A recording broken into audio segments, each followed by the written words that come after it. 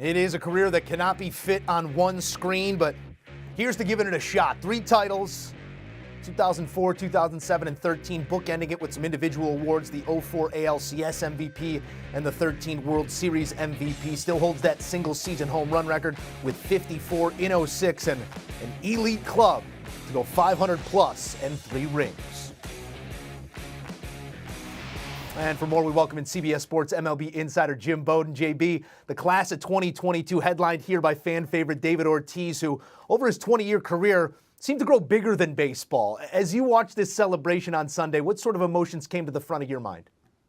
Yeah, when you talk about bigger than baseball, I go back to 2013, and that was the Boston Marathon bombing that left 3 people dead and 264 people injured. And everybody around Boston scared after what had happened. And it was Big Papi who stood up and took a microphone at Fenway Park in Boston and gave an incredible inspirational speech and ended it by talking about Boston Strong and bringing the community together. And everybody got behind Big Papi. And then several months later, in late October, he was named the MVP of the World Series, bringing a world championship to Boston and helping a community heal after such a tragedy. But that's what I think of when you think about David Ortiz, Big Papi. The other thing that really comes to mind right away is the number of major league players that's in his cell phone. I think if you had a record for the number of players in a human being's cell phone that played in the major leagues, David Ortiz would hold that record. And I remember way back when I was GM of the Reds, and I had a young outfielder by the name of Willie Mo Pena who was struggling at the plate, and all of a sudden he got a text message, and there was some David Ortiz giving him some advice. And then all of a sudden it became a theme. Like I would sit around the batting cage, even with opposing hitters, and they'd be getting a text from Big Papi, helping, giving advice, whether it be on baseball or with their family or off the field issues, financial issues. It was incredible to me. And then as I listened to David Ortiz's speech today, and I saw him say thank you to so many people in Spanish and in English, both languages. You know, he could have spent all day and all night thanking all the people, but I think really it's everybody around the baseball world that thanks him for all that he did on and off the field, representing the Boston Red Sox, representing Major League Baseball, and quite frankly, making sure the world knew that the position of designated hitter is for real. Because when you're the first DH that goes into the Hall of Fame on the first ballot, that finally tells the world, yes, the DH position matters. And timely that the DH position being recognized in the Hall as it becomes universal. 500 home runs here, 3 World Series rings. It's a 4-player club right there, comprised of legends only. You sort of mentioned it there, but Papi's been out of the game for a half-decade now, and his legacy seems to be as relevant as ever.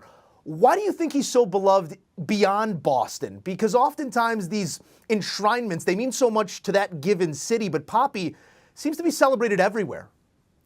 Well, and Papi's never left the game, right? He may not be playing for as long as you mentioned, but, you know, he's still on Fox calling, doing some studio analysts. He's still at the ballpark. You know, I run into him at spring training games. I mean, he's still at Fenway Park. I mean, he has made himself available and is staying around the game with so many friends, and that's part of the reason why he is so beloved. Look, he gave us so many great baseball memories. I mean, I remember being on the field in 2004. It was my first year out of being a GM, and I was covering the playoffs. And the guy hit back-to-back walk-off home runs in games 4 and 5 against the New York Yankees. I mean, it was incredible moments. And when I say moments, it's because he's had so many moments. Sure, he had a great body of work, 10 All-Star games, 10 years that he had 100 RBIs or more. I mean, that's a decade of success. I mean, and he had more than that. But it's his big personality, caring about other people, having a sense of humor, being genuine, and having really, quite frankly, just a tremendous character. He's a guy that is beloved throughout the sport. And I got to tell you, amongst players, he is probably the most popular player during the time that he played. And to see that visibility on display just this last weekend in L.A., no one receives more respect from today's players than Papi, as you said. He's only the 12th player to be inducted into the Hall with that Boston cap on his head. Where does Papi rank for you in terms of all-time Mount Rushmore types to put on that Sox uniform? Yeah, that's a great question because obviously so many great Red Sox over the years. I know growing up, Carl Yastrzemski was a face, and then of course you had the Jim Rices and the Fred Linds, and of course Babe Ruth before he went to the Yankees, and my dad would argue for Bobby Doerr and a bunch of other guys. But in terms of what I've witnessed since I've been alive and since I've been able to watch baseball games, I don't think there's any doubt that for me, Big Papi is absolutely among position players at the top of the Mount Rushmore for me. And you look at what this fan base went through between the Sox and the Pats in that stretch. Tom and Papi defined a time in Boston. It does sound cliche, but to be a Hall of Famer, to be of that caliber, most guys have such an impact that they change the game in some way or another. We know what he did on and off field, but the moments are etched in our mind. Where does Ortiz leave his fingerprints on this sport? Yeah, I think his fingerprint, quite frankly, is the community and charity work he does off the field. I think his fingerprint is as the first DH to ever be inducted on the first ballot. I think he leaves his fingerprint in bringing a community together during the disaster of the bombing and being the guy with the microphone representing New England. I mean, that is an incredible moment. So I would say those three things will be where his finger and footprints will lie going forward. Personality is beyond ridiculous. You want to talk about team. One of the things that I love about great Hall of Fame players is the ability to be a great teammate and make all the players around you better.